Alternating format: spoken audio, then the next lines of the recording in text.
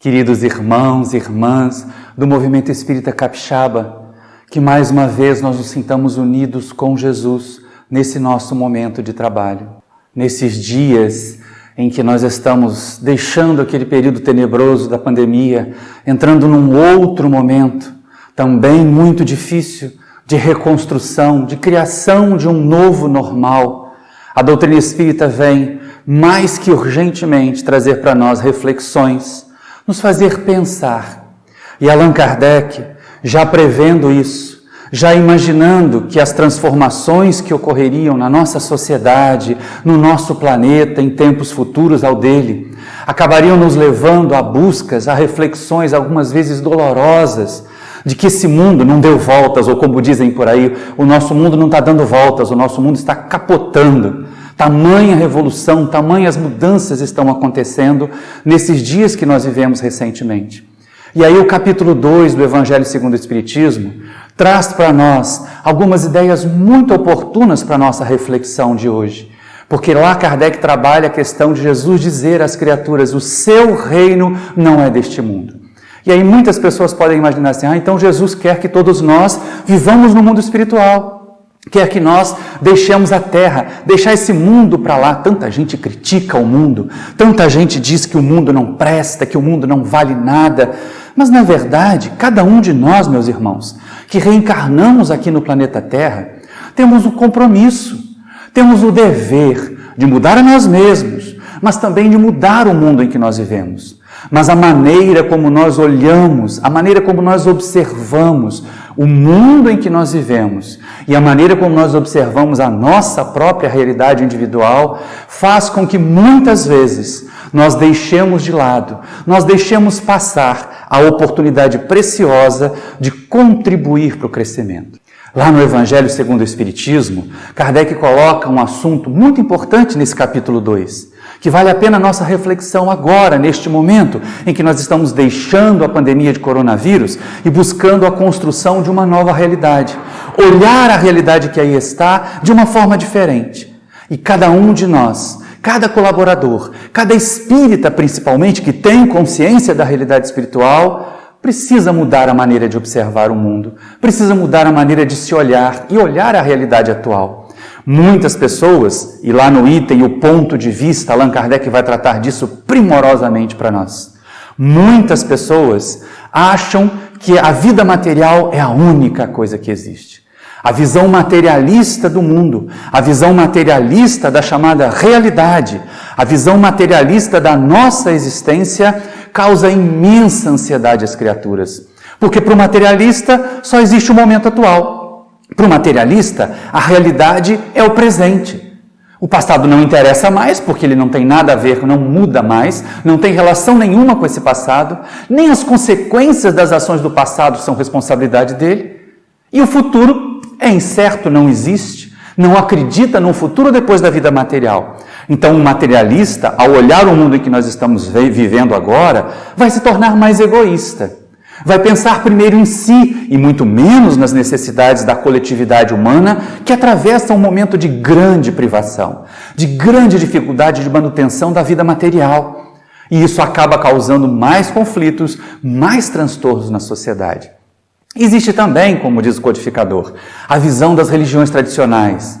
A visão de que a realidade material ela existe, ela é palpável, eles conseguem se sentir. Apesar de terem a ideia de que a vida espiritual, assim como Jesus havia dito, o reino dele não é deste mundo. Então, há uma vida espiritual nesse mestre que nós seguimos, principalmente nas doutrinas cristãs, mas também em outras doutrinas espiritualistas tradicionais, a ideia da continuidade da vida. Mas ela é uma suposição. Mas ela é um desejo de vir a ser. E muitas vezes pautamos as nossas ações, pautamos nesses credos tradicionais, a nossa maneira de agir na Terra com vistas a essa realidade, a conquistar o paraíso, a conquistar uma nuvenzinha no céu, para nos sentirmos de regalos lá na vida espiritual, que não temos certeza se existe. E existe a visão espírita. Para nós, a realidade material é fato. Nós estamos encarnados em um corpo físico. Para nós, a realidade espiritual também é fato. Porque nós temos a oportunidade de interagir com esse mundo espiritual. Nós raciocinamos, nós avaliamos, e essas duas realidades se intercambiam. Nós, em algum momento, estamos no mundo material aprendendo transitoriamente. E também passamos ao mundo espiritual, nos preparando para novas jornadas, fazendo novos aprendizados, até que, como dizem os Espíritos Allan Kardec na questão 170 de O Livro dos Espíritos, não tenhamos mais necessidade de reencarnar em mundos materiais. Aí, nessa condição, chegaremos ao estado de espíritos puros, de espíritos bem-aventurados, o que necessariamente implicaria em espíritos felizes. Mas não essa felicidade estagnada, não essa felicidade contemplativa dos anjinhos tocando harpa para Deus permanentemente por toda a eternidade, que seria uma chatice. Mas a felicidade daqueles que, compreendendo as leis divinas, passam a ser agentes delas, passam a ser instrumentos de Deus, para que a criação se torne melhor, para que a criação se torne maior. E é exatamente na visão espírita que nós vamos nos focar agora. É exatamente nesta visão espírita da realidade que nós temos que ter o cuidado de não beirarmos aquela conceituação da religião tradicional, de que como a vida principal é a vida espiritual, eu posso me tornar um asceta, eu posso abandonar completamente a vida material, porque eu vou estar esperando o momento de vida com Deus, me juntar ao seio do Criador. Peraí, gente, essa ideia salvacionista tem retardado o progresso do mundo já há milênios. Enquanto as pessoas ficarem esperando, aguardando, simplesmente porque elas creem, simplesmente porque elas estão ali vinculadas a uma religião, a uma proposta religiosa, elas não vão progredir. E aí entra Kardec nos itens 5 e 6 do capítulo 2 do Evangelho segundo o Espiritismo, a fazer reflexões para nós, a nos fazer perceber o seguinte: a doutrina espírita, com essas conceituações que ela traz para nós, com essa maneira nova, com esse novo ponto de vista. E essa é a grande questão. Há alguns meses, nós atravessamos os momentos mais agudos desta pandemia, que ainda não nos deixou. E aí ficávamos na incerteza, alguns trancados dentro de casa, preocupados, refletindo, se reavaliando. O que foi bom, o que foi útil para muitas pessoas que encontraram um novo caminho para a sua jornada terrena, que mudaram alguns dos seus valores, que refletiram sobre algumas coisas que são mais importantes do que apenas ter, do que apenas vivenciar experiências na matéria. Kardec começa a reflexão exatamente do ponto de vista do materialista. Para ele, todos os eventos do presente têm um impacto enorme na sua existência. Para o materialista, só existe agora. Só o ter é que importa. E quanto mais tem, mais goza. Quanto mais goza, mais feliz se sente. Mas é a felicidade da matéria. É a felicidade transitória. É a felicidade que não permanece e que vai estar sempre sombreada pela incerteza. O que vai acontecer quando esta vida material acabar? O que vai acontecer quando eu não puder mais viver neste corpo? Quando este corpo não funcionar mais e não me der mais os meios de obter prazer, de obter os regalos que a vida material oferece. E aí, lógico, ela é carregada também de um intenso sofrimento, de uma intensa ansiedade, principalmente ao se aproximar do seu termo material. Porque quando nós somos jovens e jovens materialistas, nós nem nos preocupamos de que pode acontecer uma desencarnação, de que pode vir a morte do corpo físico. Nós estamos ocupados em garantir o melhor e o maior conforto no presente momento. Mas aí vem a visão espírita. Cada um de nós vai se tornando cada vez mais sábio, cada vez mais reflexivo. Nós falávamos, durante os momentos agudos, uma boa parte da nossa população ficou reclusa. Aqueles que podiam, outros que não podiam, que trabalhavam em atividades essenciais, que combatiam a pandemia, como os nossos queridos heróis da área médica, da área da saúde, como aqueles outros heróis que garantiam o nosso abastecimento, tanto na produção dos alimentos, como na chegada desses alimentos para nós. Deixemos aqui a nossa reverência a todos eles.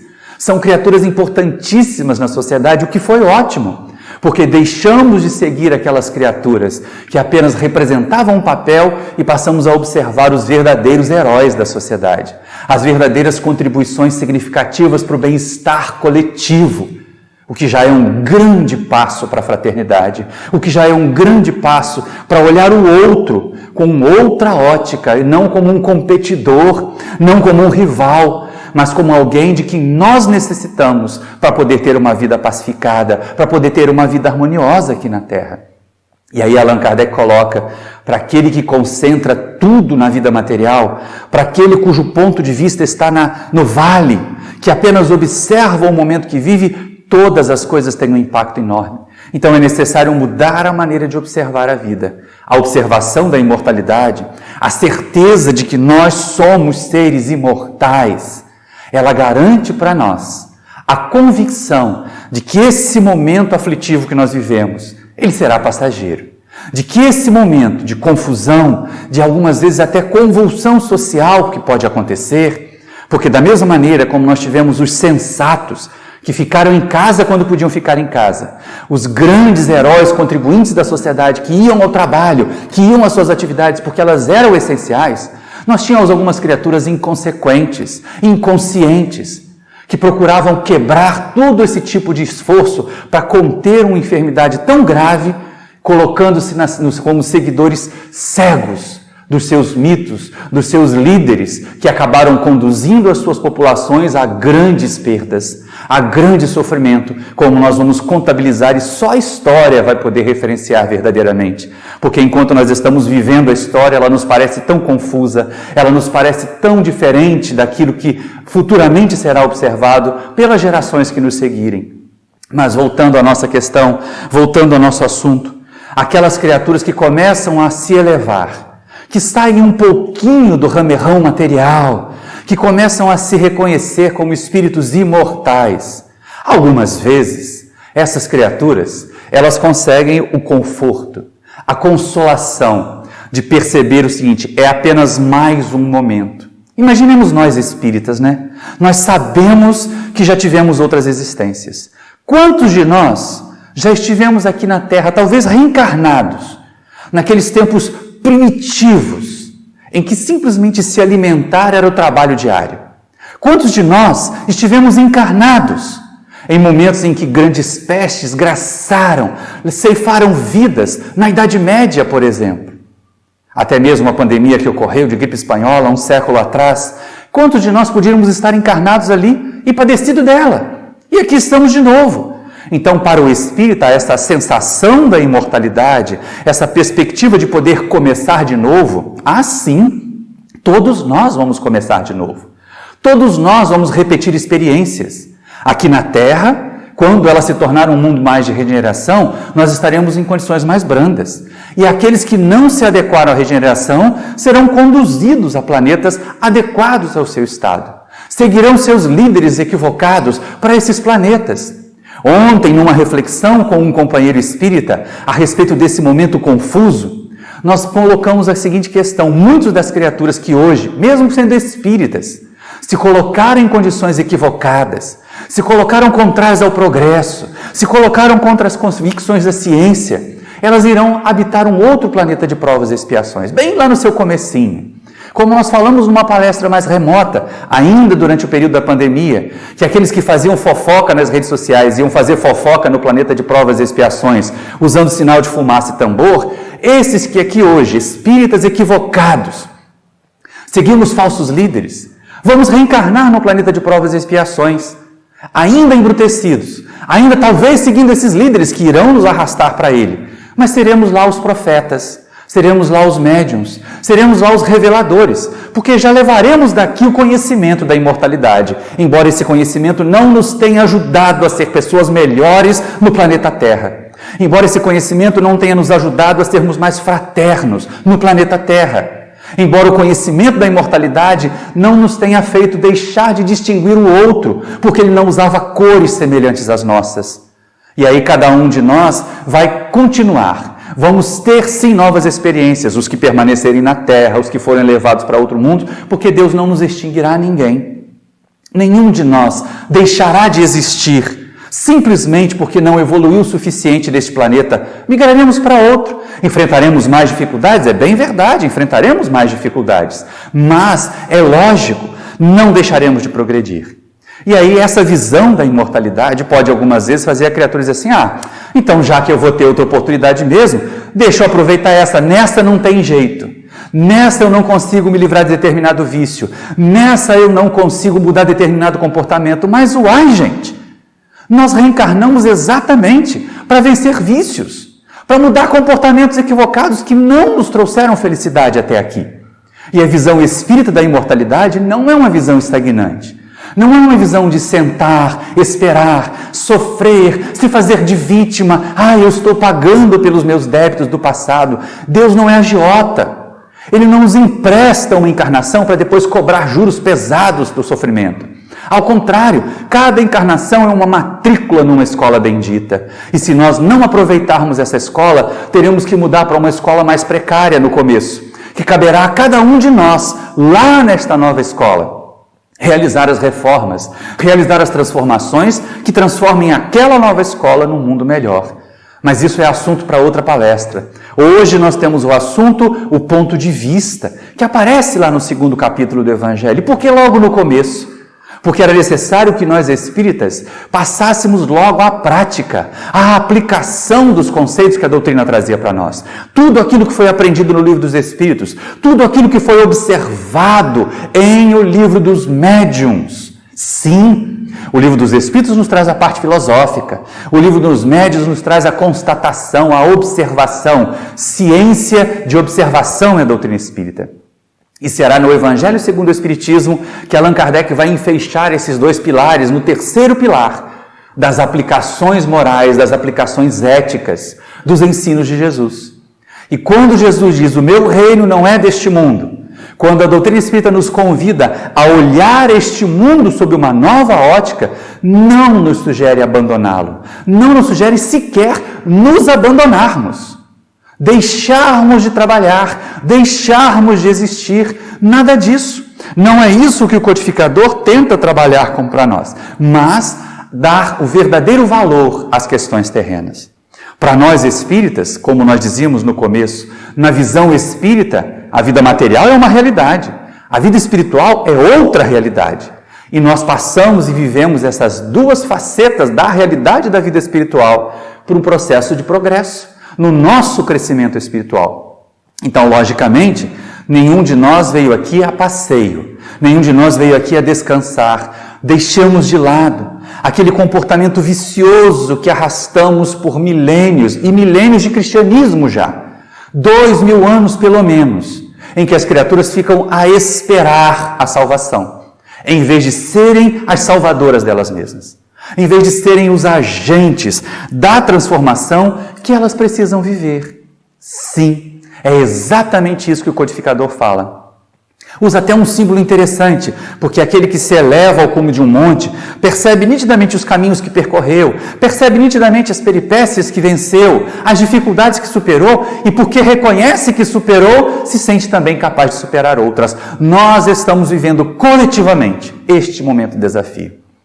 Quantas criaturas à nossa volta, quantas criaturas do nosso conhecimento foram abaladas profundamente do ponto de vista material, do ponto de vista das perdas afetivas, do ponto de vista da desencarnação de entes queridos durante esse período de crise da pandemia de coronavírus. E o que temos feito para diminuir-lhes o sofrimento?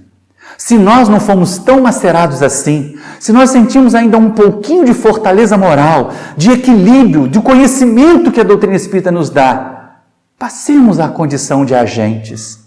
Às vezes com recursos materiais, porque este é um momento em que nós temos a necessidade, sim, de compartilhar não apenas afeto, não apenas orações, não apenas vibrações, porque mandar uma mensagem do Evangelho, distribuir aquela figurinha bonitinha, com coraçõezinhos, com Jesus abraçando o planeta Terra, e ela chegar a alguém que está passando fome, essa pessoa vai achar que Jesus está tripudiando dela, que aquelas criaturas estão simplesmente debochando do seu penar.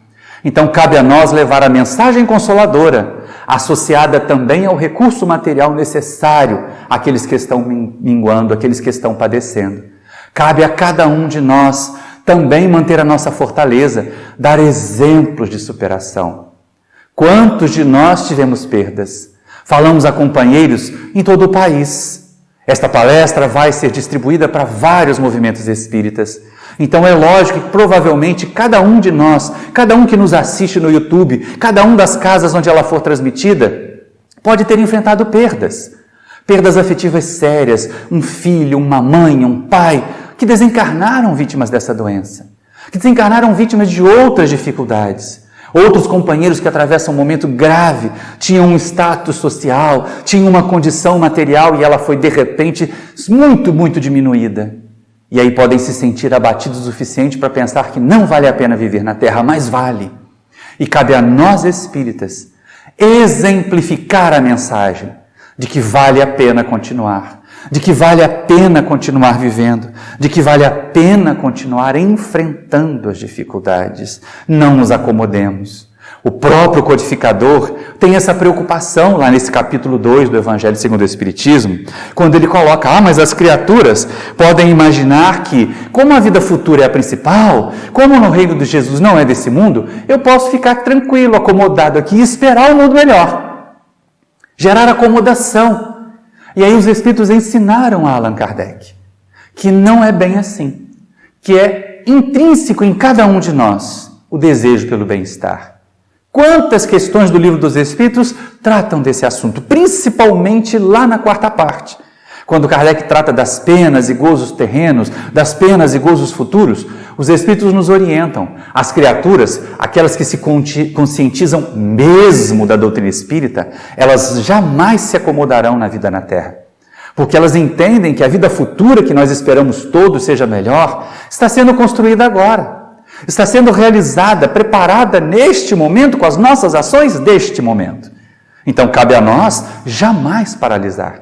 Essa ideia de que, então a vida material não tem importância, eu posso deixar de me cuidar, não é verdade. O corpo físico é um instrumento precioso de progresso, ele precisa ser cuidado e bem cuidado.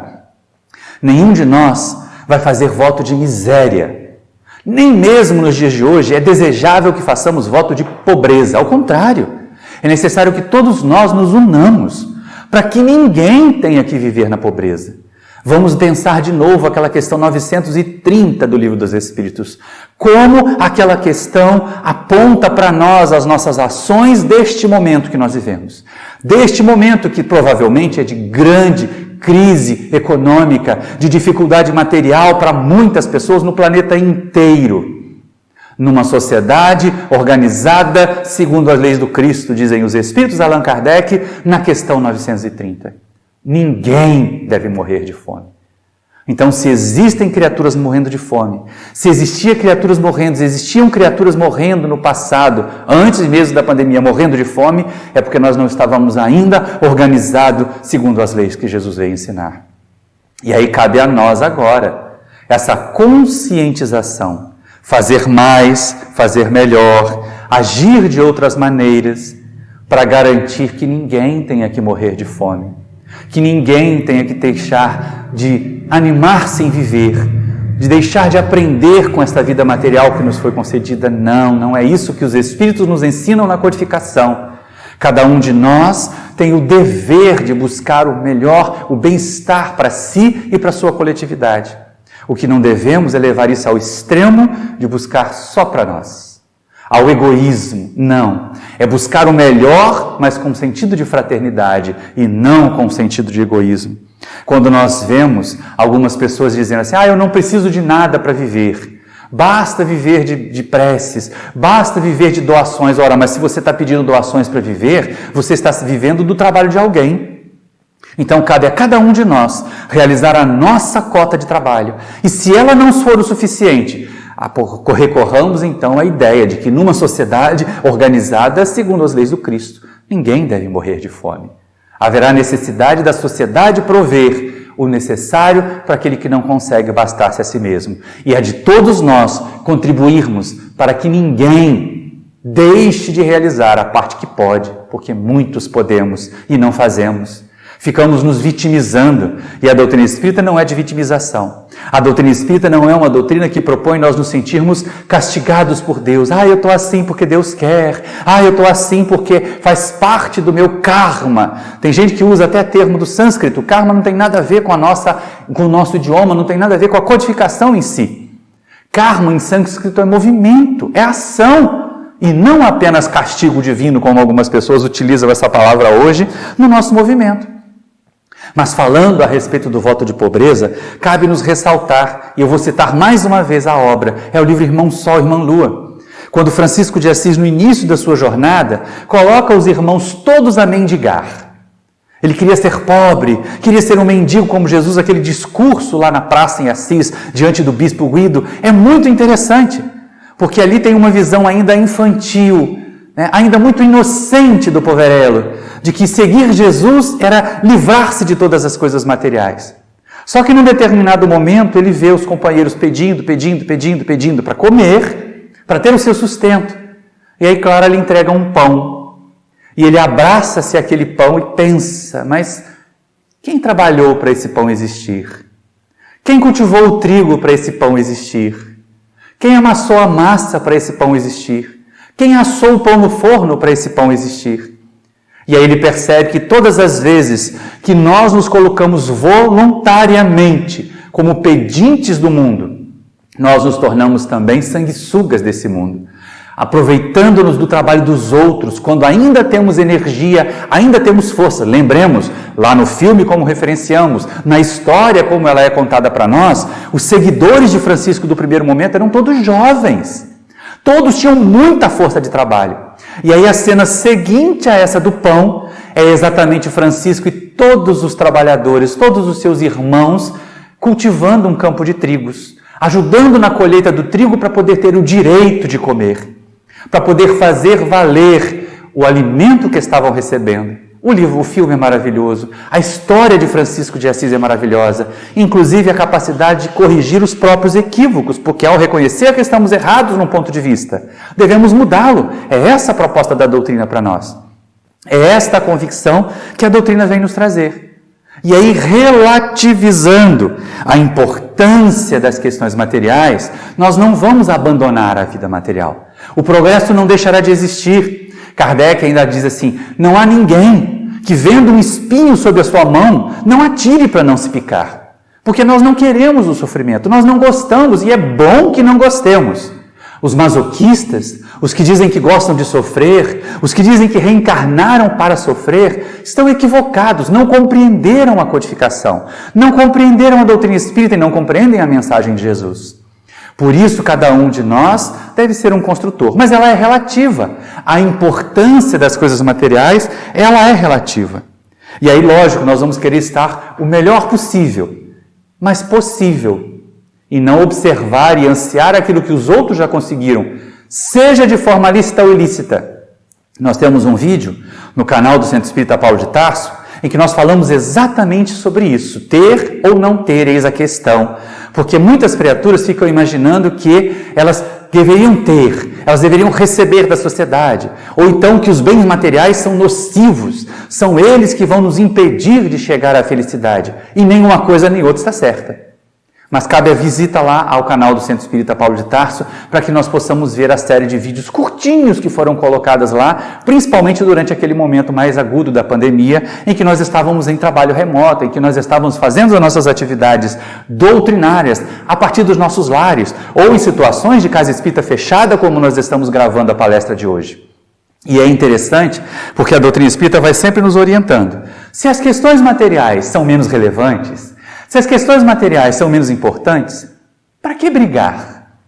Para que discutir posições? Para que discutir convicções políticas?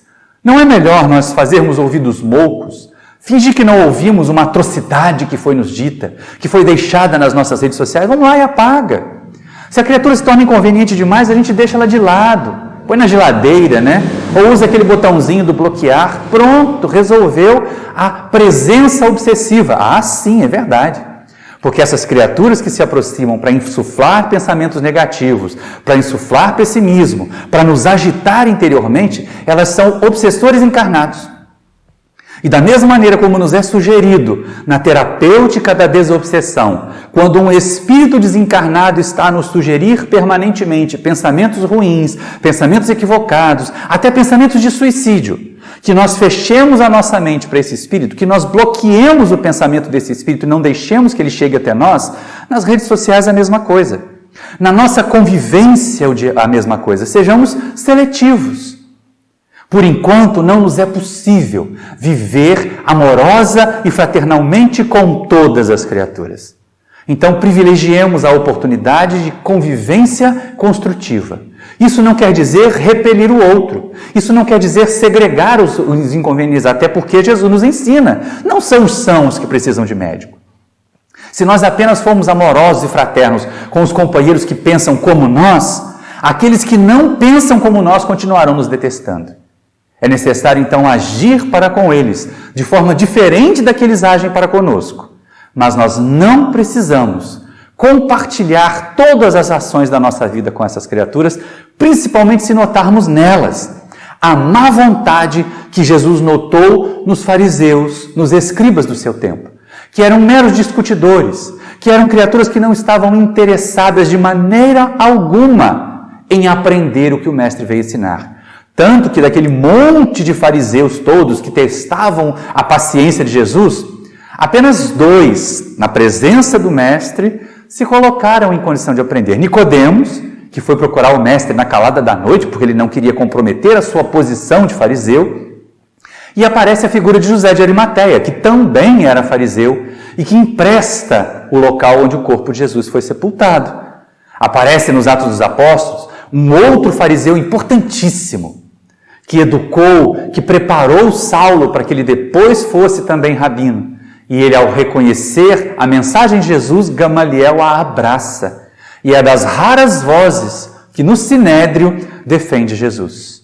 É das raras vozes que, em meio a tantos opositores, a tantas criaturas que queriam desperdiçar tempo, a tantas criaturas que defendiam apenas as suas próprias bandeiras, a sua maneira de ver, Gamaliel diz que não sejamos nós encontrados a combater contra Deus.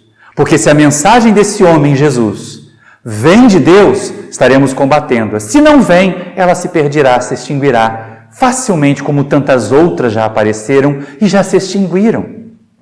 E olha a sabedoria desse Gamaliel, né?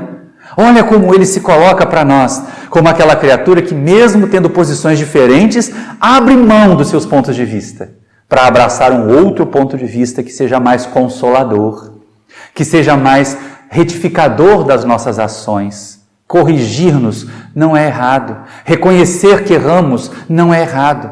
Ficarmos nos flagelando, eu errei, como eu sou infeliz, como eu sou imperfeito, isso é errado. Então, nas nossas discussões do dia a dia, na nossa convivência, vamos pensar uma frase que um companheiro nosso muito querido lá de Volta Redonda falou uma vez: eu prefiro ser feliz do que ter razão. Então, diante de um tolo, diante de uma criatura encarniçada demais dos seus pontos de vista, não fiquemos gastando tempo a rebatê-la. Sigamos vivendo, façamos a nossa parte. Como tenho falado em outras palestras, sejamos nós livros vivos, onde as pessoas possam ler os ensinos de Jesus, onde as pessoas possam ler os ensinamentos da doutrina espírita. Aí sim nós estaremos cumprindo o nosso papel aqui na Terra. Possuir não é pecado. O pecado, que não existe em termos de doutrina espírita, mas o equívoco, o erro no alvo, que é o sentido da palavra pecado, para nós espíritas é acharmos que eu só vou ser feliz e poder trabalhar quando eu tiver. Só vou poder colaborar, fazer caridade, quando não me faltar nada em casa. Quando, na verdade, aquela passagem do Evangelho, do óbolo da viúva, demonstra exatamente o contrário.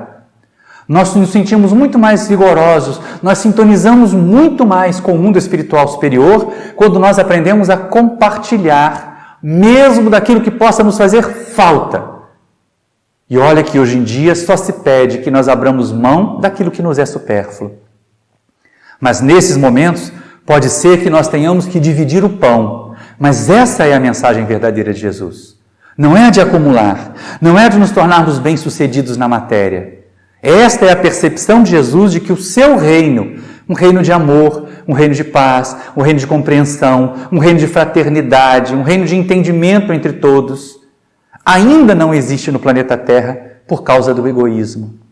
Por causa daquela chaga radical, como ela é apresentada para nós, na questão 913 do Livro dos Espíritos. E com que tristeza os Espíritos falam aquela resposta na questão 913. Porque é do egoísmo que nascem todos os outros males. E ao mudar o nosso ponto de vista, ao olharmos a vida como seres imortais, como espíritos, que motivos nós teremos para ser egoístas? Se hoje nós nos reconhecemos numa condição mais precária e podemos ter de outras existências condições privilegiadas que não foram aproveitadas, nós devemos nos sentir responsáveis para usar correta e adequadamente aquilo que já podemos, para conquistar o que for necessário, apenas o necessário, fazendo referência a uma animação, porque a gente que é pai de filho pequeno pode ver desenho animado sem culpa nenhuma, como eu costumo dizer também.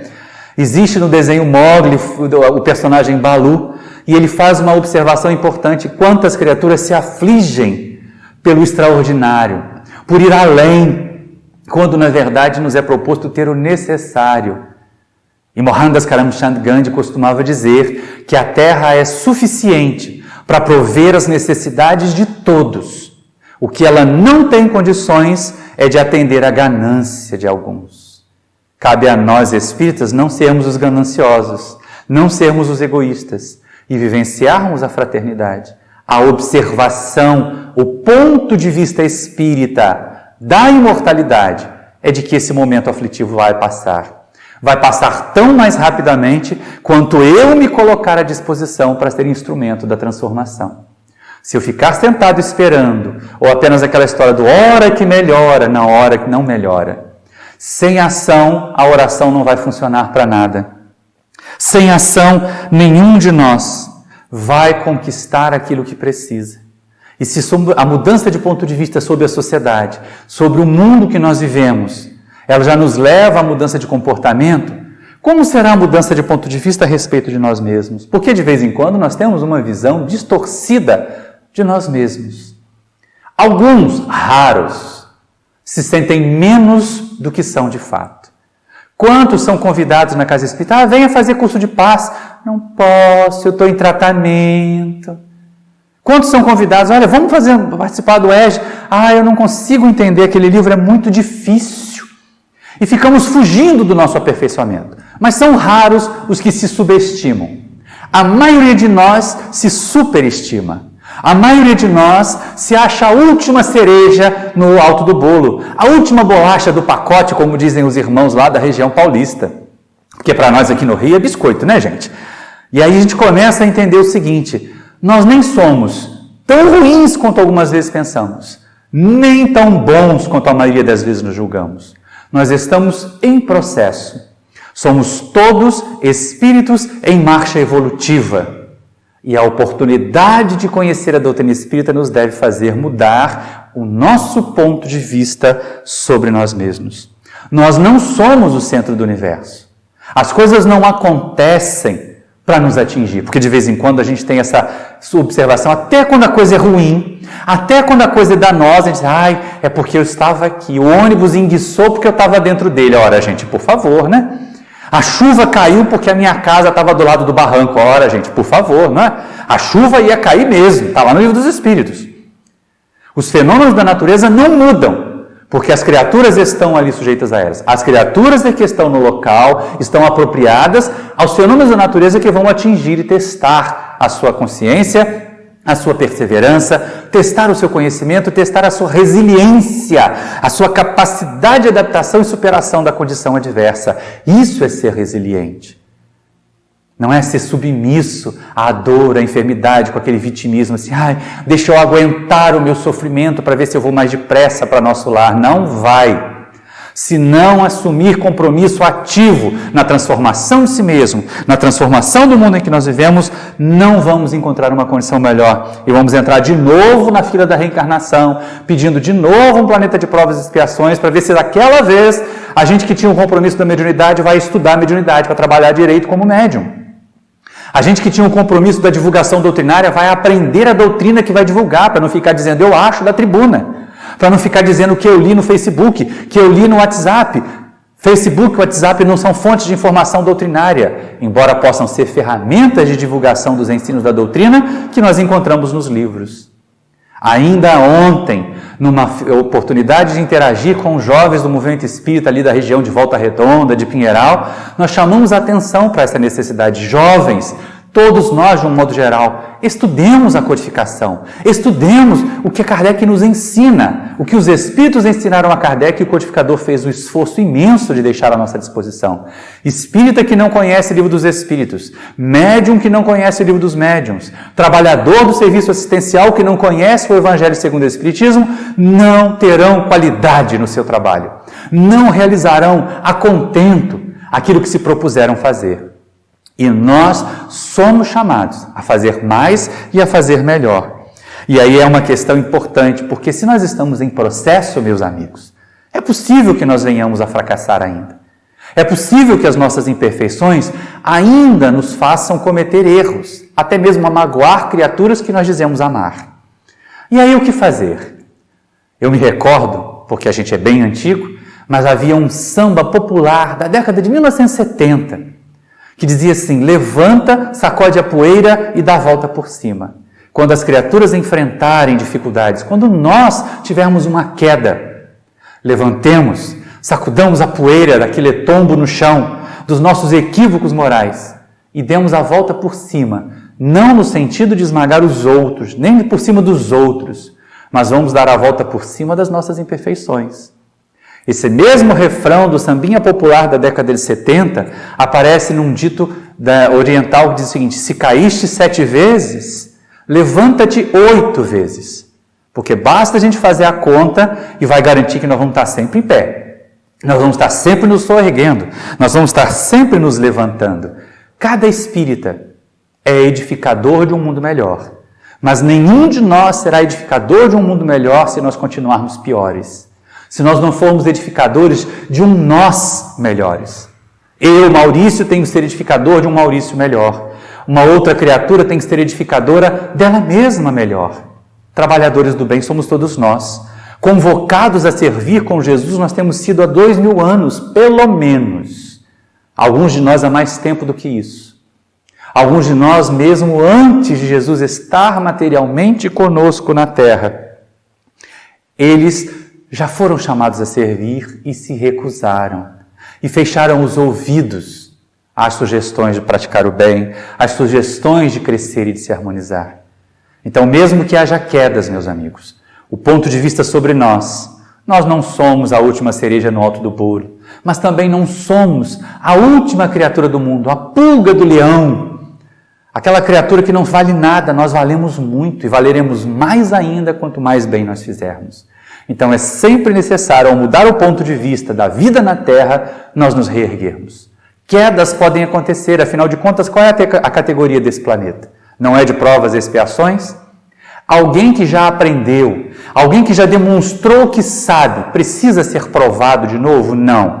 Então, se a prova vem, ela vem avaliar as nossas qualificações para ascender. E quem não cometeu erros, quem não causou dano, precisa expiar? Não. Então, se a expiação vem, aprendamos com ela para não cometermos de novo, para não causarmos de novo o dano que trouxe a consequência funesta para nós. Isso é soerguer-se, sem vitimismo e também sem desculpismo, porque de vez em quando a gente ainda ouve espíritos dizendo: a carne é fraca. Não.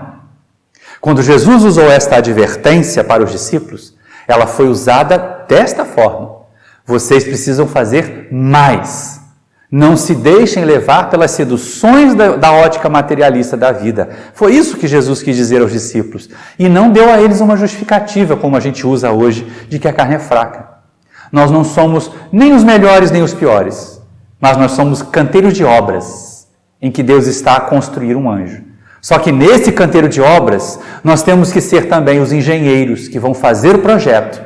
Nós temos que ser os mestres de obras, que vão supervisionar a execução do projeto. Nós temos que ser os pedreiros, os serventes, que vão realizar o projeto.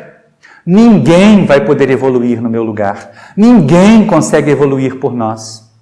Ver a vida como ela é, a realidade espiritual de seres encarnados na Terra, é um estímulo ao movimento, é um estímulo à ação. Não pode ser, não deve ser um convite à paralisia. Muitas pessoas ainda usam aquele argumento: é preciso errar para aprender. Não. É preciso aprender para não errar.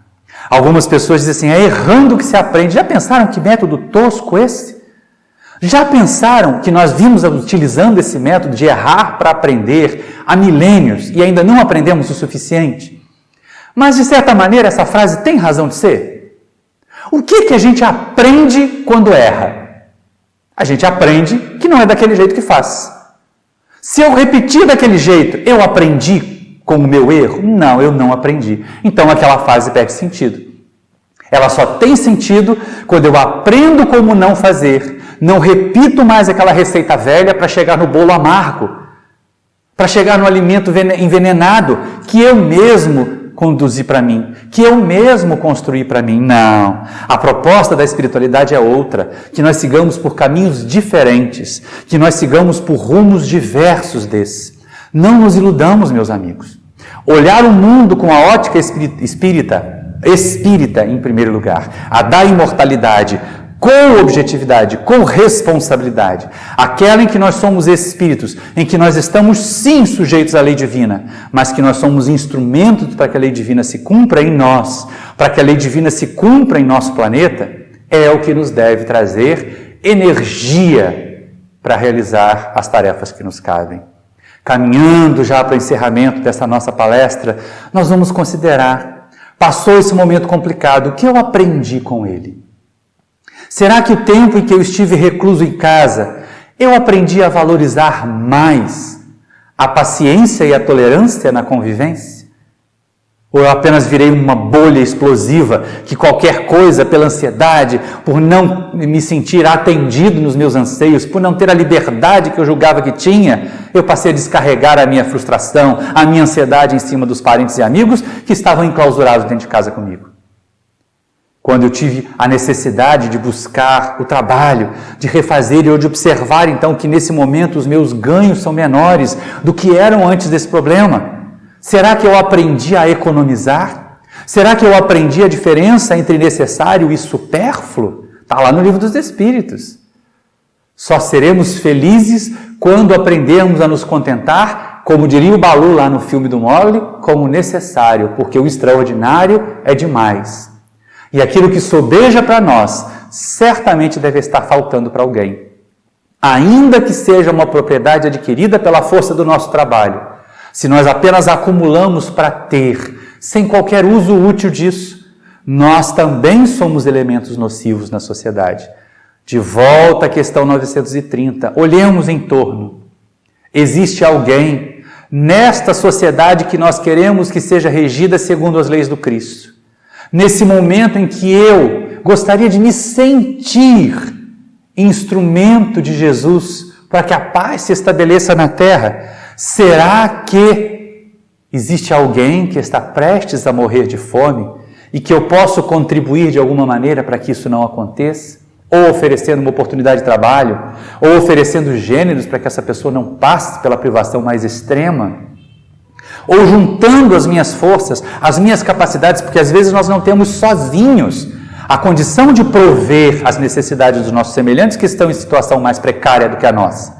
Mas certamente ao juntar forças, não apenas nas orações coletivas que fazemos, porque é muito bom que elas sejam feitas, principalmente porque elas nos fortalecem, principalmente porque elas nos fazem irmanar com outros companheiros que também desejam o bem, que também desejam a transformação, que também perceberam que o reino de Jesus ainda não é a terra por incompetência nossa. E que quanto mais rapidamente nós agirmos, quanto mais rapidamente nós nos tornarmos instrumentos do Mestre para levar amor, paz, compreensão, trabalho no bem à terra, mais rapidamente a terra será o reino de Jesus. O Mestre não condenou o planeta a ser para sempre um vale de lágrimas. Ele observava da sua condição de espírito puro, da sua elevação de governador espiritual do planeta, o quanto nós ainda somos pequeninos, o quanto nós ainda temos dificuldade de vivenciar, de aplicar os seus ensinos. Mas isso não significa que nós estejamos condenados a ser assim permanentemente. Porque todas as vezes que Jesus curava alguém, todas as vezes que Jesus ajudava alguém, ele dizia, a tua fé te salvou. Ele transferia para aquela criatura, ele transferia para cada um de nós a responsabilidade pelo sucesso. E é claro, se nós temos a responsabilidade pelo sucesso, nós não podemos transferir para outrem a responsabilidade pelo fracasso. Os nossos fracassos pessoais também são responsabilidade nossa. A nossa infelicidade momentânea nesse planeta também são responsabilidade nossa, ou por omissão, ou até por ação nociva que estamos fazendo. Sejamos mais operosos, meus irmãos. Não fiquemos imaginando que aos tropeços, que às quedas, que à acomodação, que à condição de vítimas de Deus, nenhuma dessas posições nos trará a felicidade que nós almejamos. Mas nós podemos fazer mais, nós podemos fazer melhor. Há uma canção do nosso companheiro Nando Reis, em que ele começa a dizer assim: a paz do mundo começa em mim. E aí o que nós temos feito para que a paz do mundo esteja aí presente? Nosso mundo está em conflito. No momento em que nós estivermos assistindo essa palestra no YouTube ou em alguma casa espírita em que ela for veiculada, o nosso mundo não terá paz. Nós ainda temos momentos de profundas tristezas, de perdas profundas, não apenas no sentido material.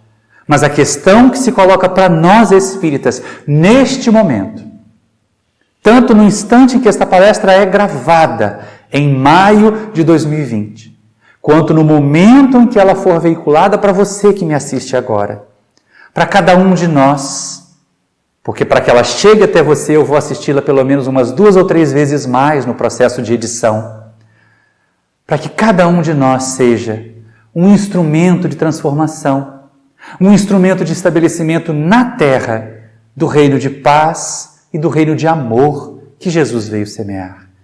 Muita paz a todos, meus amigos, mas não a paz estagnada do Mar Morto, mas sim a paz do rio, que segue o seu fluxo e que em meio da caminhada encontra uma barragem. Mas é exatamente essa barragem que tem ali uma turbina e que a passagem da água por ela vai gerar energias novas, capazes de alimentar o mundo.